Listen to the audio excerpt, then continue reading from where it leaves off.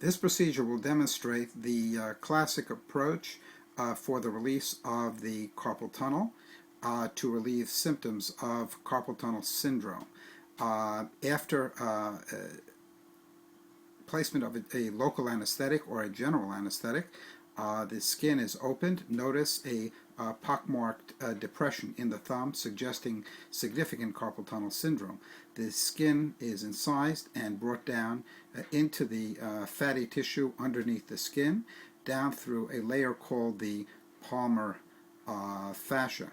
Great care is taken not to injure any significant blood vessels at the distal part of the incision, or the part of the incision closest to the fingers. Under high magnification, the fibers are released and spread away. Immediately under the palmar fascia, which is being spread by the scissors,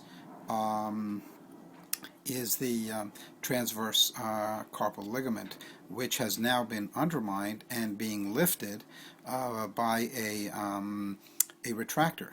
A freer is now used to spread underneath the transverse carpal ligament, and that is already inside the carpal tunnel. A retinaculotome, which is an instrument that protects the median nerve, is introduced, and there is a blade on top of the retinaculotome that opens up the proximal, or the top part of the ligament.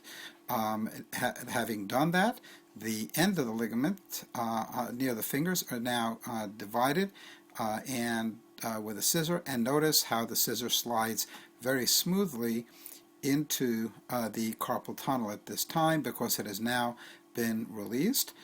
Great care at this part of the incision is used to dissect under high magnification so as not to injure the vessels.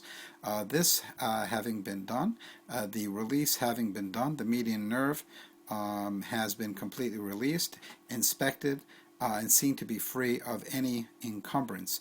The skin incision is closed with a non-absorbable stitch, usually 5-0 Prolene in my practice, and the skin is closed uneventfully, and a dry dressing is placed that will remain on the incision for about 10 days, and the patient is meant to keep the dressing completely clean and dry. While the fingers can be moved immediately, the hand cannot be used for 4 weeks.